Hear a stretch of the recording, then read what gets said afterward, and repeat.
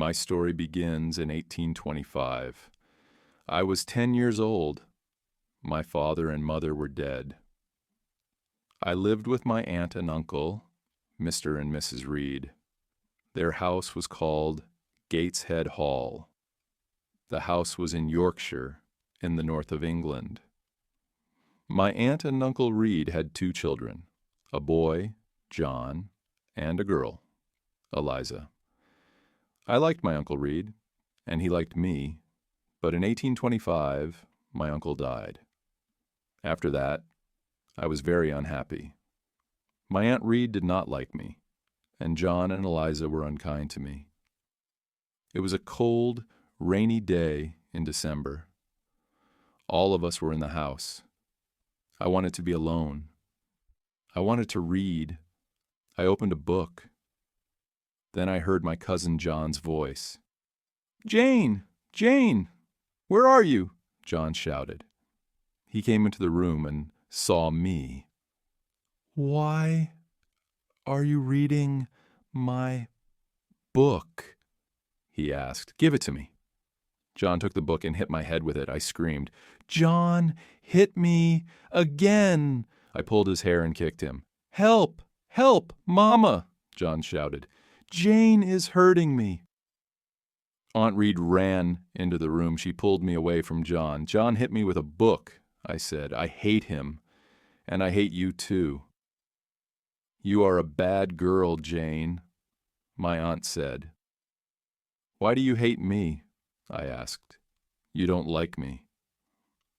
"John and Eliza are unkind to me," I replied. "I want to leave Gateshead Hall." "You want to leave?" Aunt Reed said. "Where will you go? Your parents are dead. You cannot live alone." Aunt Reed thought for a moment. "My friend Mr. Brocklehurst is the owner of a school," she said. "I will send you to Mr. Brocklehurst's school." A few days later, Mr. Brocklehurst came to Gateshead Hall. He was a very tall man. His eyes were dark, and his face was cruel. "Jane Eyre," he said to me, "God does not like bad children. God punishes bad children. Jane Eyre, God will punish John Reed." I replied, "John Reed hits me and he shouts at me." "That is not true. You are a liar, Jane Eyre," Mr. Brocklehurst said. "You must not tell lies, and you must not live here with your cousins. You will come to Lowood School. You will become a good girl." "I want to come to your school, sir," I said. "I want to leave this house." "Bad girls are punished at my school, Jane Eyre," Mr. Brocklehurst said. "The girls work very hard at Lowood." "I will work hard. I will be a good pupil, Mr. Brocklehurst," I said. 2 weeks later, I left Gateshead Hall. I went to Lowood School. Chapter 2.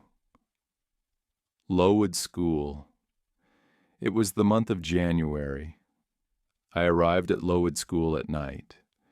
A servant took me up some stairs and into a big bedroom. There were many beds in the room. The girls in the beds were asleep. The servant took me to an empty bed. I put on my night clothes and got into bed. Soon, I was asleep too. I woke up very early. A loud bell was ringing. The bedroom was dark and cold. I watched the other girls. They washed in cold water, and they dressed quickly. There was a plain brown dress next to my bed, and there was a pair of ugly, heavy shoes. I washed quickly, then I put on my new clothes. I was very hungry. I followed the other girls down the stairs. We sat down at long tables in a large dining room. Our food was terrible. "The food is bad again," one of the girls said. "Stand up," a teacher shouted. Don't talk. We stood up. We did not speak. We walked into a schoolroom and sat down. There were about 80 girls in the schoolroom, and there were 4 classes. The oldest girls were in the 4th class. I was in the 1st class. 4 teachers came into the room, and we began our lessons. The lessons were not interesting.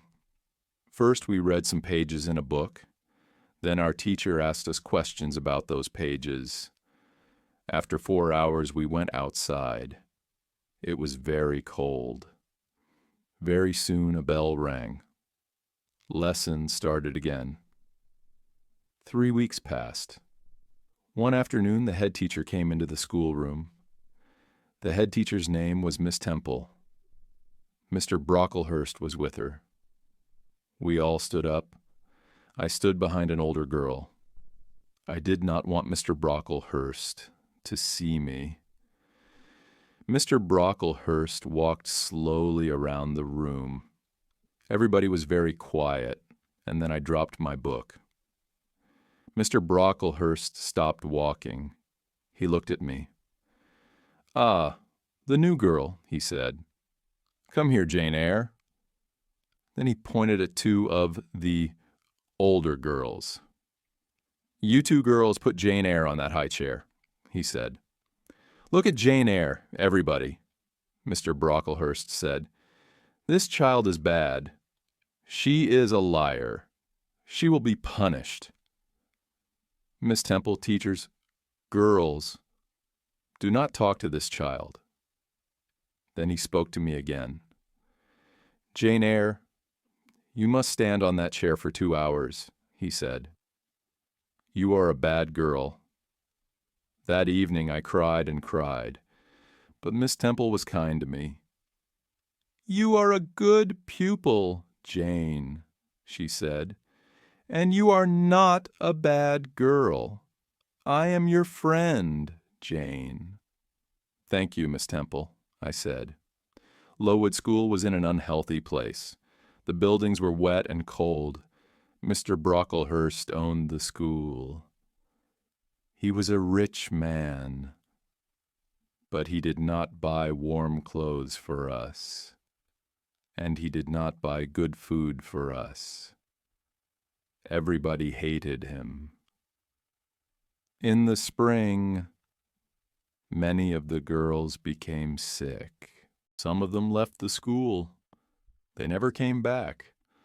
Many of the girls died that spring. It was a terrible time. We had no lessons. Miss Temple and the other teachers took care of the sick pupils. Mr. Brocklehurst had to buy better food for us, and he had to buy warm clothes for us. Mr. Brocklehurst never came to the school. The next year, Lowood School moved to a better place. It was a healthier place. There were new schoolrooms, new bedrooms, and a new dining room.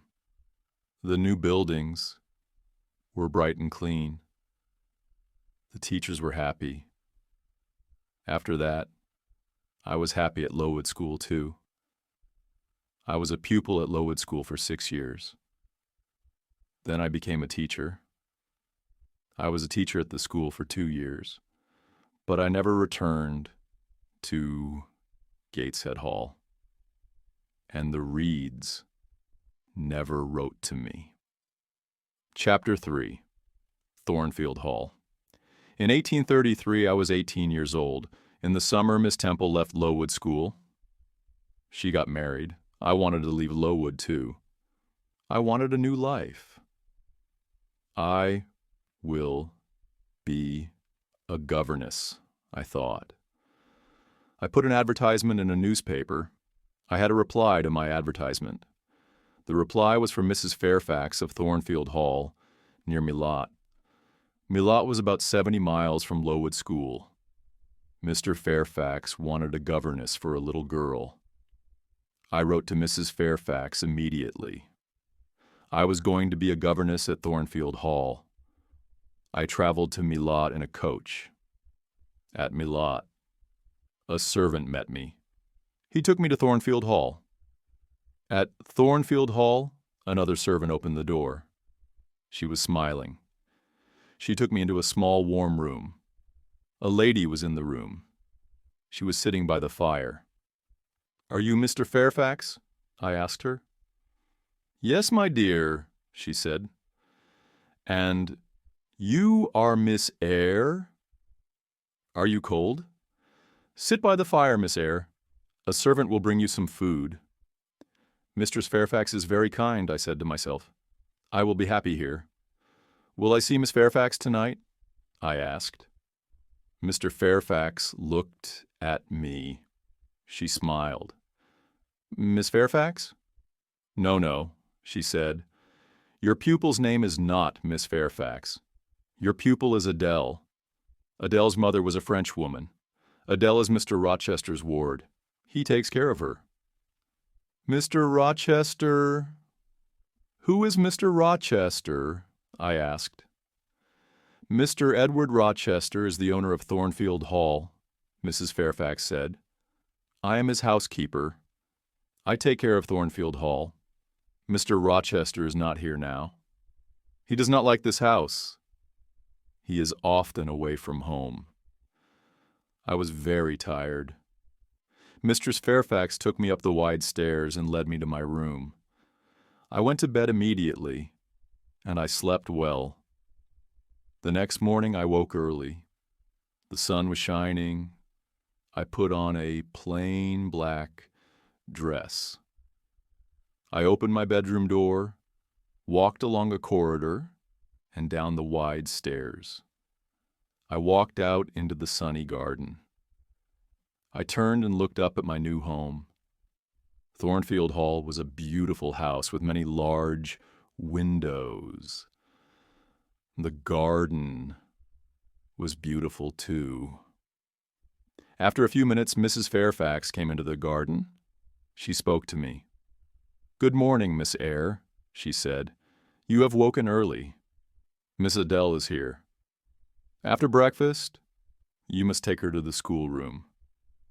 She must begin her lessons." A pretty little girl walked towards me. She was about 8 years old. She spoke to me in French, and I replied in French. After breakfast, I took Adele to the schoolroom. We worked all morning. Adele enjoyed her lessons, and I was happy. In the afternoon, Mrs. Fairfax took me into all the rooms of Thornfield Hall. We looked at the paintings and at the beautiful furniture. We walked along the corridors. "Come up onto the roof, Miss Eyre," Mrs. Fairfax said. "You will see the beautiful countryside around Thornfield Hall." We walked up many stairs. At last, we were at the top of the house. We walked along the top corridor. Mrs. Fairfax opened a small door, and we walked onto the roof. "Look, Miss Eyre," Mrs. Fairfax said. "You can see for many miles." We stood on the roof for a few minutes. Then we went back into the house. We walked carefully towards the stairs. The top corridor was narrow and dark. Suddenly I heard a strange laugh. "Who is that?" I asked. Mrs. Fairfax did not reply. She knocked on a door. "Grace," she said. The door opened. Behind the door was a small room. A servant was standing at the door. "Be quiet, Grace, please," Mrs. Fairfax said. The woman looked at Mrs. Fairfax. Then she closed the door. "That was Grace Poole," Mrs. Fairfax said. "She works up here sometimes. She laughs and talks with the other servants. Don't worry about Grace. Please come downstairs now, Miss Eyre." Chapter 4. Mr. Rochester. 3 months passed. I had not met the owner of Thornfield Hall. Mr. Rochester had not come home. One January afternoon, I went out and walked towards the road. I was going to the village of Hay. I was going to post a letter. The village of Hay was 2 miles from Thornfield Hall. The day was fine, but it was very cold. I walked quickly, and soon I was near the village. Suddenly, a big black and white dog ran past me. A moment later, a man on a black horse followed the dog. Then I heard an angry shout. The dog ran past me again. It was barking loudly. I turned around. The horse had fallen on the icy ground, and the man had fallen from the horse. I walked towards them. "Can I help you, sir?" I asked. "My horse fell? I've hurt my foot," the man said. The horse stood up. The man tried to stand up too, but he could not stand. He fell onto the ground again. The man was about 35 years old. He was not handsome, but he had a strong face. He had dark eyes and black hair. He was not very tall, but his body was powerful. "I'll bring somebody from Thornfield Hall," I said. "Do you live at Thornfield?" the man asked. "I am the governor," I replied. "Ah, yes, the governess," the man said. "Help me, please."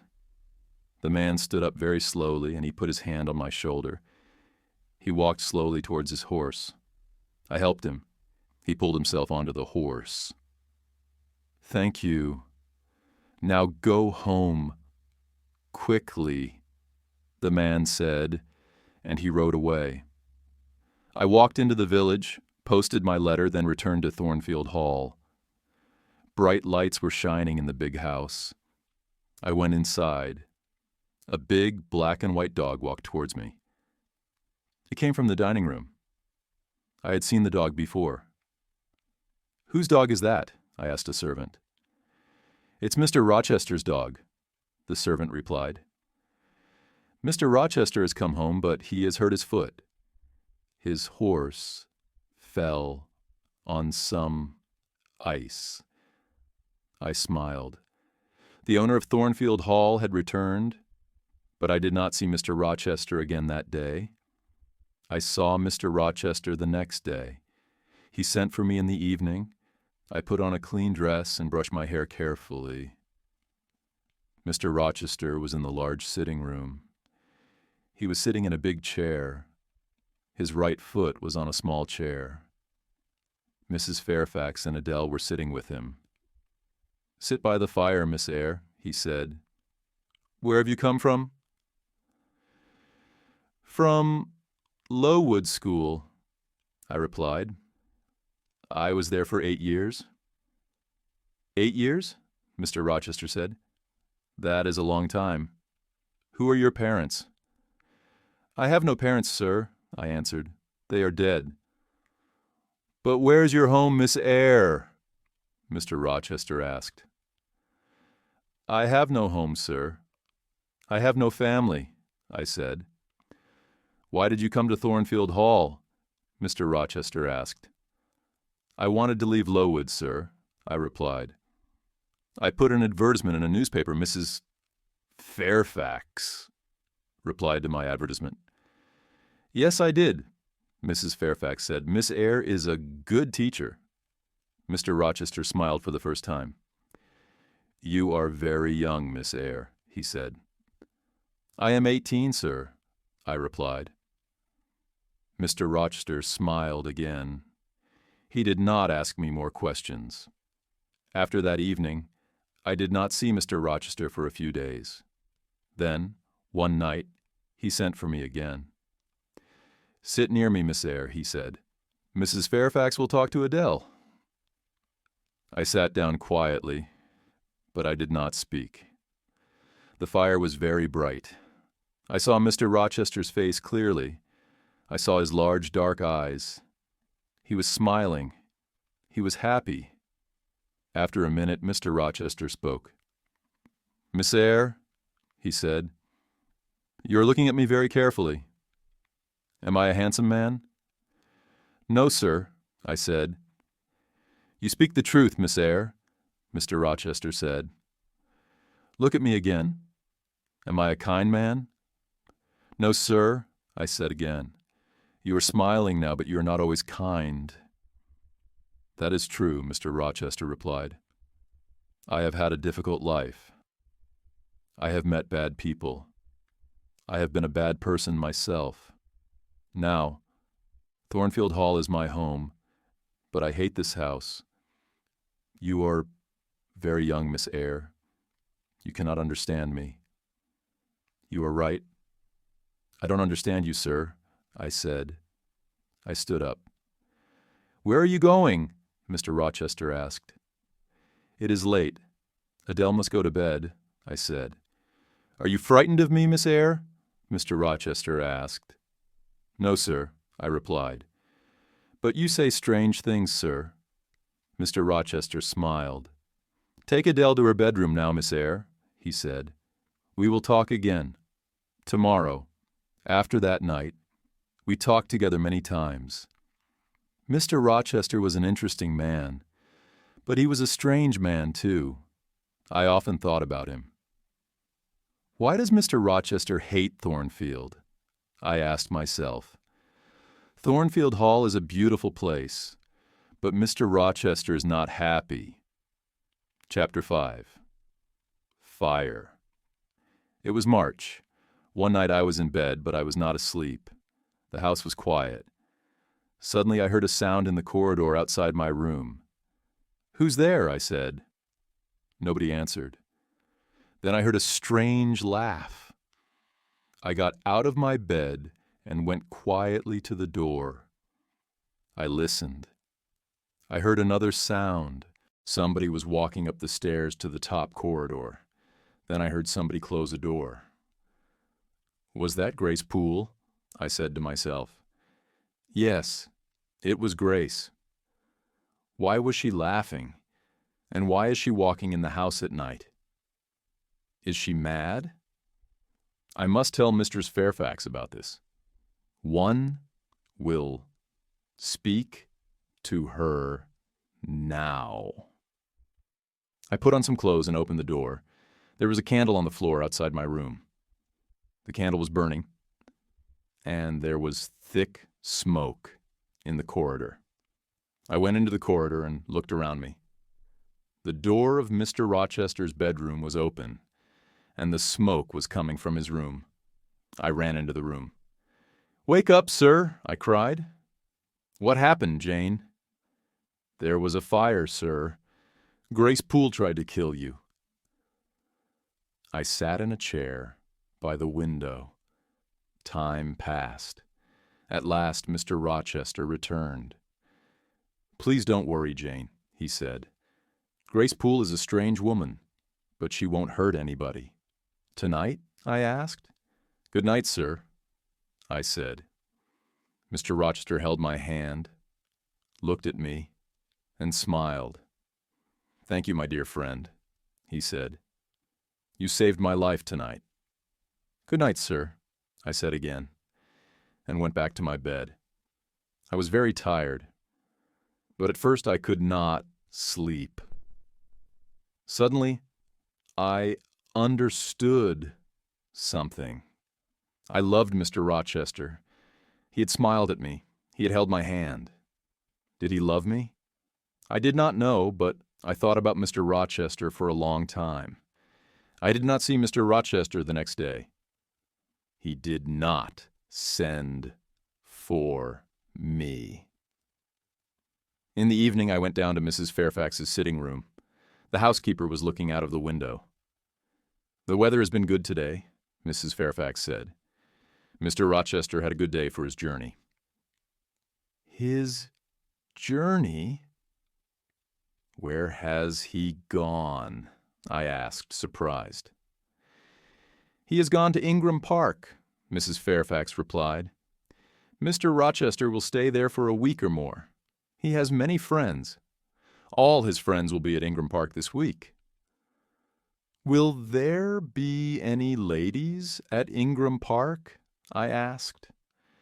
Yes, Mrs. Fairfax said. There will be many ladies there. Miss Blanche Ingram will be there. Mr. Rochester has known her for many years. Is Miss Ingram beautiful? I asked. She's very beautiful, Mrs. Fairfax said. Will Mr. Rochester marry her? I asked. Mrs. Fairfax smiled. I don't know, Miss Eyre, she replied. I don't know. I was very unhappy. I went up to my bedroom and looked in my mirror.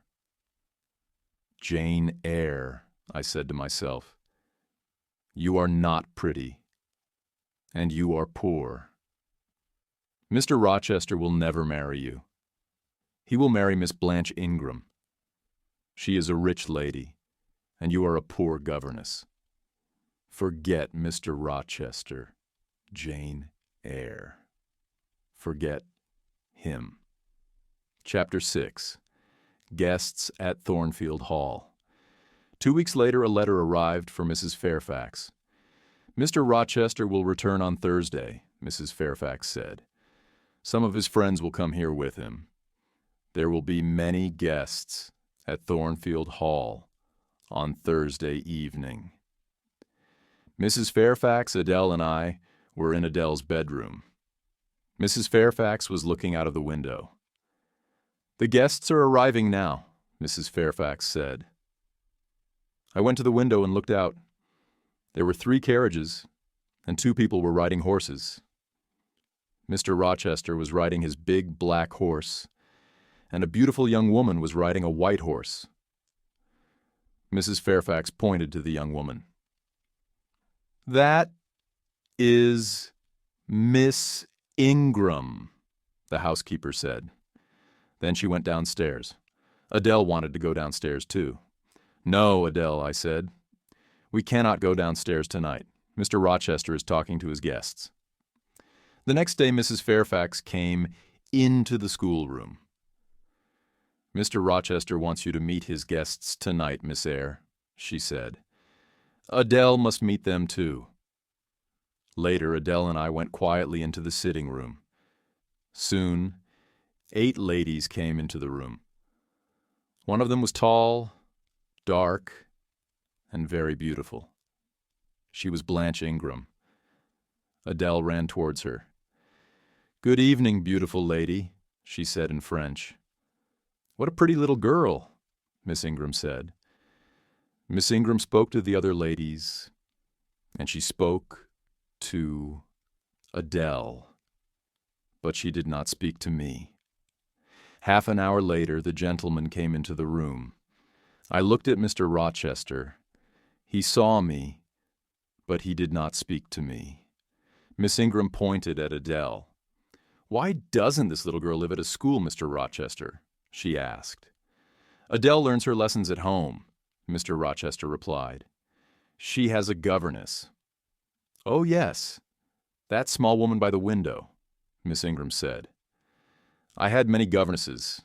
I hated all of them. They were all ugly and stupid. Later, Miss Ingram and Mr. Rochester sang some songs together. Mr. Rochester had a fine voice. I listened to the songs, then I left the room. Mr. Rochester followed me. What is wrong, Jane? He asked. Nothing is wrong, sir, I said. But I am tired. I'm going to my room. Good night, sir. You are tired, and you are unhappy too, Mr. Rochester replied. There are tears in your eyes. Rest now, Jane, but please come and meet my guests tomorrow evening. Don't forget, Jane. The guests stayed at Thornfield Hall for 2 weeks. Every evening I went to the sitting room with Adele. Nobody spoke to me. Mr. Rochester and Miss Ingram were always together. One afternoon, Mr. Rochester went to Millcote. He returned late in the evening. I met him at the front door. Another guest has arrived, sir, I told him. His name is Mr. Mason. He has come from the West Indies." Suddenly, Mr. Rochester's face was pale. He held my hand tightly. "Mason! The West Indies! Mason!" he said. "Are you ill, sir?" I asked. "Jane, my little friend." "I've had a shock," he said. "Bring me a glass of wine, please." I went quickly to the dining room, returned with a glass of wine, and gave it to Mr. Rochester. "What are my guests doing?" he asked. "They are eating and laughing, sir," I replied. "Mr. Mason is talking to the other guests. One day they will all hate me," Mr. Rochester said. "Now go into the dining room again. Tell Mason to meet me in the library." I gave Mr. Mason the message, then went to my bedroom. I got into bed. Later I heard Mr. Rochester coming up the stairs with Mr. Mason. They were laughing and talking. Soon I was asleep. Chapter 7. A Terrible Night. Some hours later I woke up. A terrible cry had woken me. The moon was bright and its light was shining through my window. I listened. Then I heard somebody shouting, "Help! Help! Rochester! Help me!" The voice came from the top corridor. "Help! Help!" I got out of bed, put on a dress and some shoes, and opened my door. All the guests were in the corridor outside the bedrooms. They were all asking questions. "What happened?" they asked Zub. "Is there a fire? Who is hurt? Where is Mr. Rochester?" "I am here," Mr. Rochester said, walking down the stairs from the top corridor. "What is wrong, Mr. Rochester?" Miss Ingram asked. "What has happened?" "Nothing is wrong," Mr. Rochester replied. "One of the servants has had a bad dream. Go back to bed." I went back to my room, but something was wrong. I did not get into my bed. I waited. Soon somebody knocked on my door. I opened the door. Mr. Rochester was standing in the corridor. "Jane, follow me. Do not make a sound," Mr. Rochester said. We went up to the top corridor. Mr. Rochester unlocked a door, and we went inside a room. Mr. Mason was sitting on a chair in the room. His face was pale, and his shirt was covered with blood. Then I heard a terrible laugh. The sound came from the next room. Grace Poole is a mad woman, I thought. Why does Mr. Rochester have a mad servant? Mr. Rochester spoke quietly to Mr. Mason. "I'm going to bring a doctor, Richard," he said. Then he spoke to me. "Stay here, Jane. Wash Mr. Mason's arm, but do not speak to him." Mr. Rochester left the room. I washed Mr. Mason's arm. We waited for Mr. Rochester and the doctor. Mr. Mason did not speak to me, and I did not speak to him. After 2 hours, Mr. Rochester returned. The doctor was with him. The doctor looked at Mr. Mason's arm. "She bit me," Mr. Mason said. "I came up here. I wanted to see her. I wanted to help her, but she bit me." "Be quiet now, Richard," Mr. Rochester said quickly. The doctor put a bandage on Mr. Mason's arm. Mr. Rochester put Mr. Mason's coat around the injured man's shoulders. Then he spoke to me again. "Run downstairs, Jane. Unlock the small door at the side of the house," he said. "We will follow you." I went quickly downstairs and opened the door. Outside the door a servant was waiting with a carriage. Mr. Mason and the doctor came out of the house. They got into the carriage. Then Mr. Rochester came out of the house, too. Mr. Mason spoke to him through the window of the carriage. "Help her. Be kind to her, Rochester," he said. "Yes, I will, Mason," Mr. Rochester said. The servant drove the carriage away. "Will you walk in the garden with me, Jane?" Mr. Rochester asked.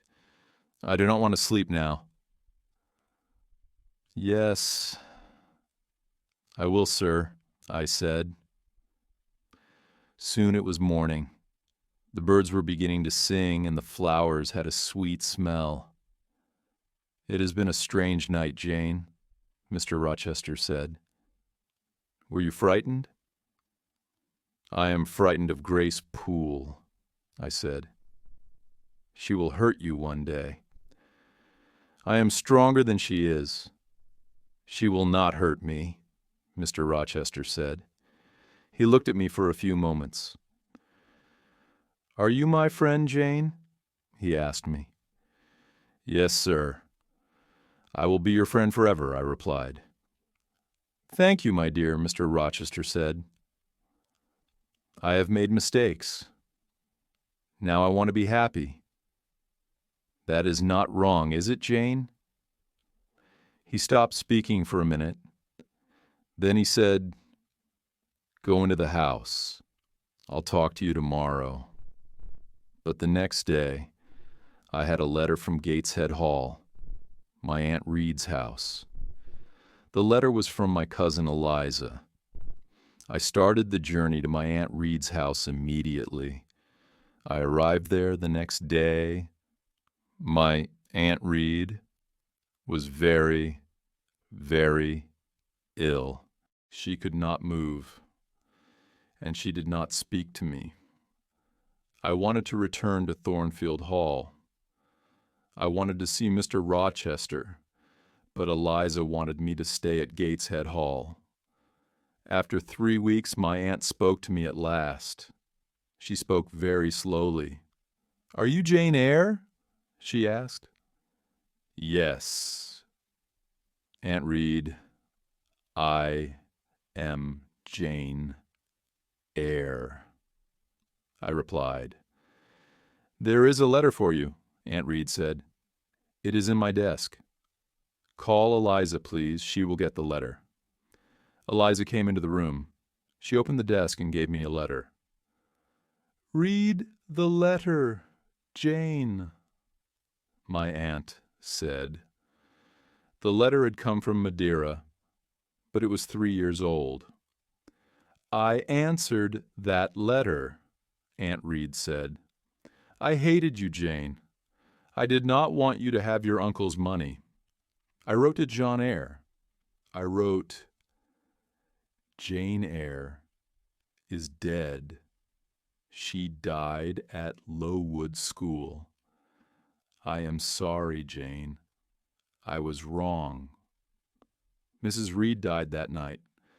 I left Gateshead Hall a few days later. I took my uncle's letter with me. Mr. Rochester met me at Thornfield Hall. "Welcome back to my house," he said. "This is your home, Jane." "Thank you, sir," I said. "I am very happy here." Mr. Rochester's guests had left. No other visitors came to Thornfield Hall.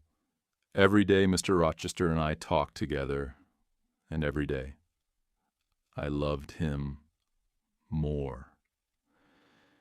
Chapter 8. In the Garden. In June the weather was hot. One evening I walked into the garden. Mr. Rochester was there too. "Do you like this house, Jane?" he asked. "Yes, sir," I replied. "Soon Adele will go to live at a school, Jane," he said. "Then I will not want a governess here." "Will you be sad then, Jane? Will you leave Thornfield Hall?" Leave? I said quickly. Must I leave Thornfield? My dear Mr. Rochester stopped. He was silent for a moment. Then he said, I am going to be married soon. Oh, sir, I said, then I must go far away from Thornfield, far away from you. I started to cry. I will always remember you, Jane, Mr. Rochester said. Will you forget me? No, sir, I replied. I will never forget you. I don't want to leave Thornfield, sir. I don't want to leave you. Don't leave, Jane, Mr. Rochester said. Stay here. He smiled at me. I must not stay here, sir, I said. You are going to marry Miss Ingram. I am poor. I do not have a pretty face, but I have a heart. It is a loving heart, sir. Jane, I am not going to marry Miss Ingram, Mr. Rochester said. She is rich. She is beautiful. You are poor, you are not beautiful, but I want to marry you. Will you marry me, Jane? For a moment I could not speak. At last I asked, Do you love me, sir? I do, he replied. Then, sir, I will marry you, I said. And Mr. Rochester kissed me. My dearest Jane, he said, nothing can stop our marriage now. We will be married in a month, Jane. We kissed again. Then I said, Good night. And I went into the house. I went upstairs to my room. Later, I remembered my Uncle John Eyre's letter. I will write to him in Madeira, I said to myself. I will tell him about my marriage to Mr. Rochester. I am very happy. My uncle will be happy too. 4 weeks passed. Mr. Rochester was going to buy me many beautiful things. He was going to give me many presents. But I did not want these things. No, Edward, I said, I am not beautiful. I don't want beautiful things. I want you. Edward, it was the month of July, 2 days before our wedding day. Mr. Rochester went away. I will return tomorrow, he said. I love you, Jane. That night I went to my bedroom early. My wedding dress and my wedding veil were in my room. I looked at them. In 2 days I will be Jane Rochester, I said to myself. Then I went to bed, but I did not sleep well. The next day Mr. Rochester returned. He looked at me carefully. What is wrong, Jane? He asked. Your face is pale. Are you frightened? I had a very strange dream last night, I said. It was a dream about this house, but in my dream Thornfield Hall had no roof. The walls were burnt. They were black. In my dream I tried to find you, but you were not in the house. Are you afraid of a dream, Jane? Mr. Rochester asked. No, Edward, I replied. But I woke up from my dream, and there was a woman in my room. She was tall and heavy. She had long black hair. The woman was holding a candle. I said, She put the candle by my mirror. She put my wedding veil over her head, and she looked in the mirror. Then I saw her face. It was a strange, terrible face. Edward, I said suddenly, the woman tore my veil into 2 pieces. She threw the pieces on the floor. "What happened next?" Mr. Rochester asked. "The woman held her candle near my face," I replied. "She looked at me, and she laughed. Then she went away." "This happened in your dream, Jane," Mr. Rochester said. "It did not happen in my dream, Edward," I said. "This morning, my wedding veil was on the floor of my room. It was torn. It was in 2 pieces. But the woman did not hurt you, Jane," Mr. Rochester said. "Sleep in Adele's room tonight, my dear. You will have no more bad dreams." Chapter 9. Mr. Rochester's Wife. It was our wedding day. We were going to be married in a church near Thornfield Hall. After the marriage, we were going to travel to London. I got up early. I put on my wedding dress, and I went downstairs. Mr. Rochester was waiting for me. At 8 o'clock, we walked together to the church. The clergyman was standing by the door of the church. There were 2 other people inside the church, 2 men. They were sitting in a dark corner. I could not see them very well. The clergyman started to speak. At every marriage, the clergyman asks an important question. He asks the people in the church, "Is there a problem about this marriage?" The clergyman spoke loudly. He asked this question, and he waited. There was silence for a moment, and then one of the men in the dark corner stood up. He spoke loudly. "There is a problem. These 2 people must not be married," he said. "There is not a problem," Mr. Rochester said to the clergyman. "Please go on with the marriage." "No, I cannot go on with the marriage," the clergyman replied. He spoke to the man in the corner. "What is the problem, sir?" he asked. Mr. Rochester turned and looked at the man. "Who are you? What do you know about me?" he asked angrily. "My name is Briggs, sir. I'm a lawyer," the man replied. "I know many things about you. 15 years ago, you were married in the West Indies.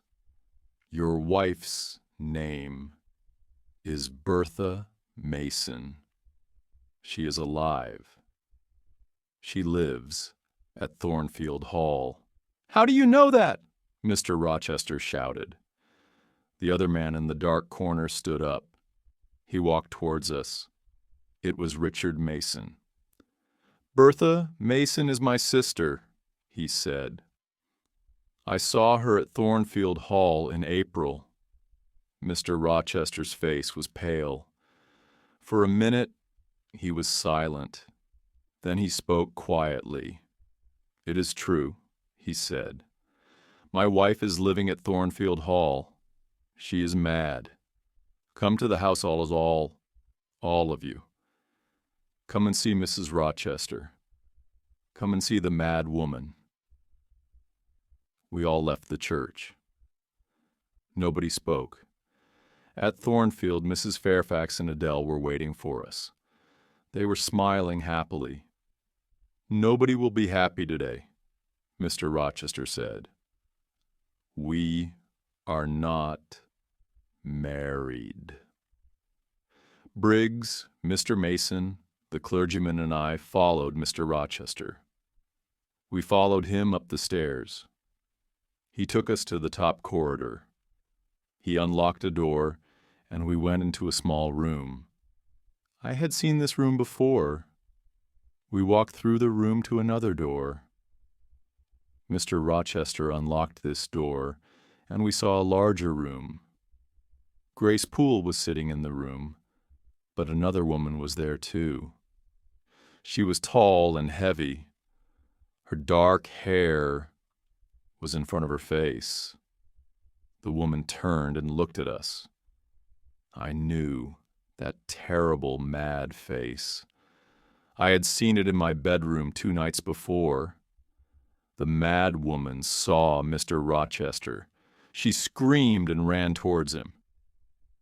"Be careful, sir," Grace Poole said. "The mad woman is very strong."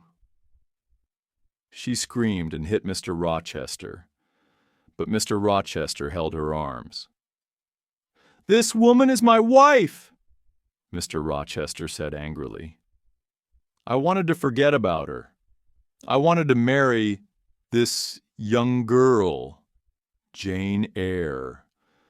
Was I wrong?" He was silent for a few moments. Then he spoke quietly. "Yes, I was wrong," he said. "I love Jane Eyre, but I was wrong. Now go, all of you. I must take care of my mad wife." I went slowly downstairs. Mr. Briggs, the lawyer, spoke to me. "I am sorry for you, Miss Eyre," he said. "You did nothing wrong. Your uncle, John Eyre, is sorry for you too. He read your letter, and then he met Richard Mason in Madeira. Your uncle is dying, Miss Eyre. He could not come to England. He sent me here. He wanted me to stop this marriage." I did not answer. I went to my room and locked the door. I took off my wedding dress. I put on a plain black dress. I lay down on my bed. I am Jane Eyre today, I thought. I will be Jane Eyre tomorrow. I will never be Jane Rochester. I must leave Thornfield Hall. I must never see Mr. Rochester again. My life here is finished. Many hours later, I got off the bed. I unlocked my door. Mr. Rochester was waiting outside my room. "You are unhappy, Jane," he said. "I am very, very sorry, Jane. We will leave Thornfield. We will go to another country. We will be happy again. I cannot be your wife. I cannot live with you," I said. "I must leave you." "Edward, listen," Mr. Rochester said. "My father wanted me to marry Bertha Mason. Her family was very rich. I married her. My father was happy, but I was not happy. Bertha was mad, and she was a bad woman. Nobody told me about her. She was married to me, but she met other men. She was drunk every day. She tried to kill me many times. After 4 years, I brought Bertha here to Thornfield Hall," Mr. Rochester said. "Then I went away. Grace Poole took care of Bertha. I met other women. One of them was a French singer. She was Adele's mother. Adele is my daughter, Jane.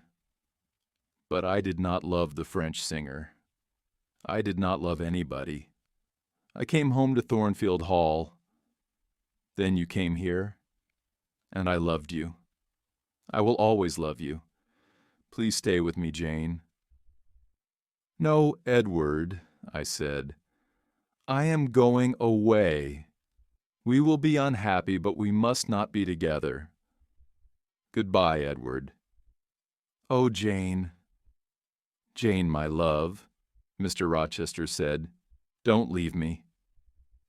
I kissed Mr. Rochester. "God will help you, Edward," I said quickly. I went into my room.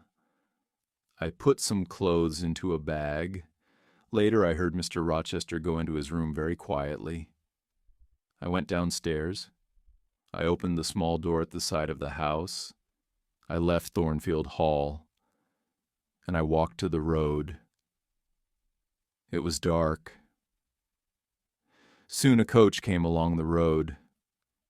I gave all my money to the driver of the coach, and I got into the coach. Many hours later, the coach stopped. It was 10 o'clock in the morning. "You must give me more money now," the driver said. "I have no more money," I said. "You have no more money? Then you must get out of the coach," the driver said. I got down onto the road. The coach moved away quickly, but I had left my bag in the coach. I looked around me. I was on a cold, empty moor. I was tired and hungry. I walked, and walked. I had no money. I had no food. I walked until the evening came. At last I lay down on the ground and fell asleep immediately. Chapter 10. Moors. The next morning I woke late. I walked along the road for many miles. It started to rain. Soon my clothes were wet. I saw no one. I walked on the moor all day. In the evening I was very tired.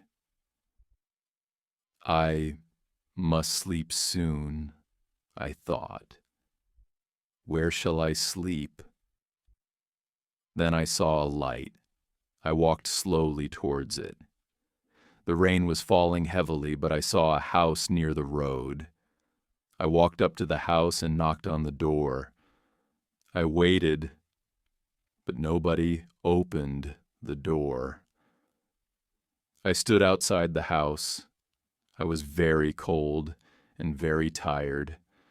I could not move. "I am going to die here," I said.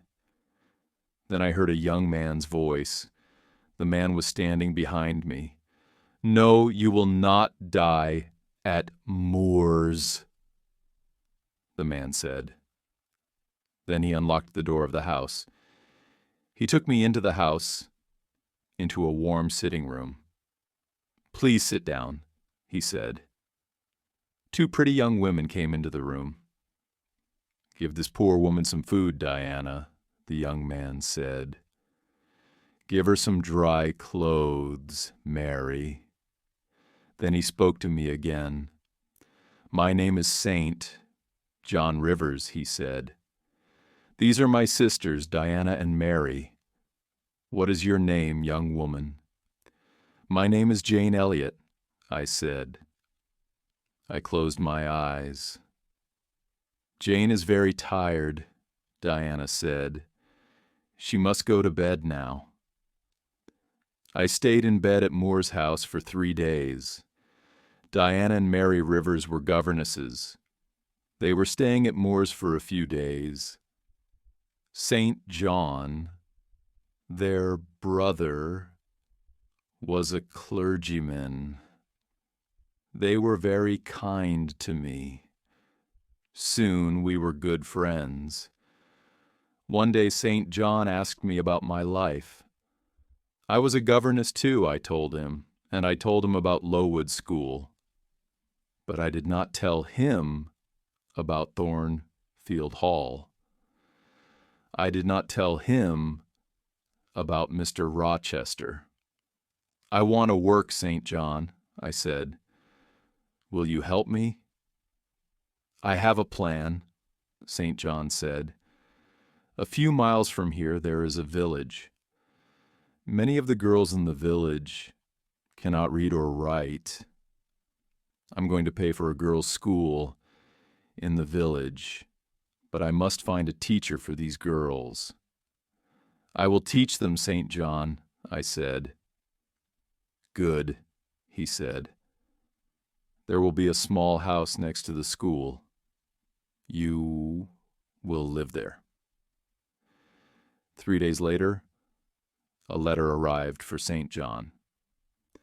"Diana, Mary, Our Uncle John is dead, he told his sisters, but we will not have any of his money. He gave the letter to his sisters. They read it. Uncle John was our mother's brother, Diana told me. He was very rich, but he has given all his money to another niece. We do not know her. Soon, I went to live in the village. I lived in the house next to the school. Every day, I taught the girls. My pupils worked hard, but I was not happy. Every day, I thought about Edward Rochester. Does he think about me? I asked myself. 4 months passed. One day, St. John Rivers came to my house. He was holding a letter. He was worried. "What is wrong?" I asked. "I want to ask you 3 questions, Jane," he replied. "Is your name Jane Elliott? Do you have another name? Do you know Jane Eyre?" I looked at him for a moment. I did not speak. "I have some news for Jane Eyre," St. John said. Jane Eyre was a pupil at Lowood School, and she was a teacher there.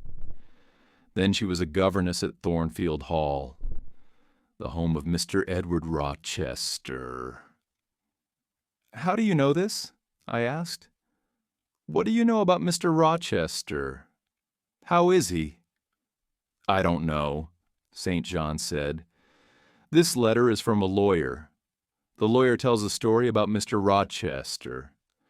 Mr. Rochester had a mad wife, but he tried to marry Jane Eyre. She left Thornfield.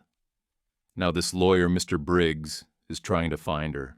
"I will tell you the truth, St. John," I said. "My name is not Jane Elliott. My name is Jane Eyre, and I was a governess at Thornfield Hall. I know Mr. Rochester did." "Did Mr. Briggs write anything about Mr. Rochester?" "No. The letter is about you, Jane," St. John said.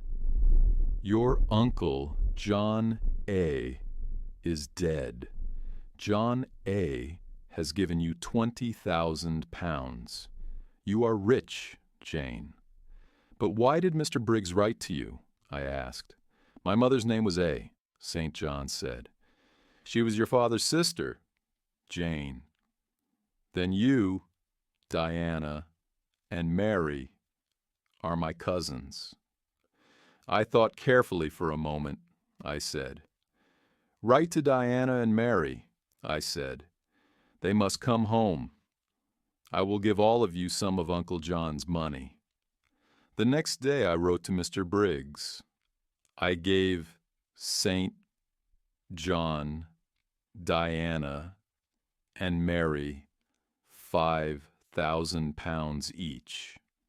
I wrote to Mr. Fairfax, too, but she did not reply. 6 months passed. I heard nothing from Thornfield Hall. I heard nothing about Mr. Rochester. Then one day I was walking on the moor. Suddenly I heard a voice. There was nobody on the moor, but the voice was calling my name. "Jane! Jane! Jane!" "That is Mr. Rochester's voice," I said to myself. Then I shouted, "I am coming, Edward! I am coming!" I ran to Moore's house. I spoke to my cousins. "I am going to Thornfield Hall tomorrow," I told them. I began my journey the next day. Chapter 11. My story ends. 2 days later, I got out of a coach. I was standing on the road near Thornfield Hall. I ran across the fields. Was Mr. Rochester at Thornfield? Was he ill? And then I saw the house. The house had no roof. Its walls were burnt and black. Nobody was living there. I looked at the burnt black house. I had seen this before.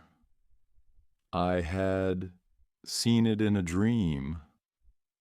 I was frightened. Where was Edward Rochester?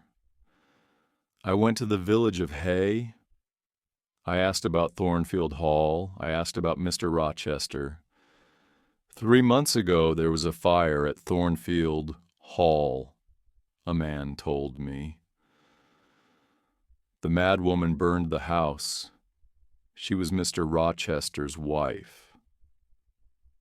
Was Mr. Rochester in the house? I asked. Yes, he was there, the man replied. He tried to save his wife's life. He went into the burning house, but the mad woman jumped from the roof. She died. Was Mr. Rochester hurt? I asked quickly. Yes, he was badly hurt, the man said. He is blind. He can't see, and he has only one hand. Where is he? I asked. Where is he? He is living at Ferndean. It's an old house about 30 miles away, the man said. Do you have a carriage? I asked. I must go to Ferndean immediately. I got out of the carriage near Ferndean. I walked to the house and knocked on the door. A servant opened it. I knew her. "Oh, Miss Eyre, you have come," she said. "Mr. Rochester has been calling your name." A bell rang in another room. "That is Mr. Rochester's bell," the woman said. "He wants some candles." There were 2 candles on a table near the door. The woman lit them and picked them up. "Mr. Rochester is blind, but he always burns candles in his room in the evenings," she said. "Give the candles to me," I said. "I'll take them to him." I opened the door of Mr. Rochester's room. His black and white dog was sitting by the fire. The dog jumped up and ran toward me. "Who is there?" Mr. Rochester said. "Don't you know me, Edward?" I asked. "Your dog knows me." I put the candles on a table. I held Mr. Rochester's hand. "I know that voice and I know this little hand," Mr. Rochester said. "Is that you, Jane?" "Yes, sir. I have found you at last," I said. "I will never leave you again." Then I told Mr. Rochester my story. "Why did you leave your cousins, Jane?" Mr. Rochester asked. "Why did you come back to me?" "I am blind," he said. "I have only one hand." "I will take care of you, Edward," I said. "But I don't want a servant." "I want a wife," Mr. Rochester replied. "You will have a wife, Edward," I said. "I will be your wife. I will marry you. I loved you very much at Thornfield Hall. Now I love you more." Mr. Rochester and I got married. After a time, his eyes were better. He could see a little. He saw the face of our first child. My dear Edward and I are very happy. The end.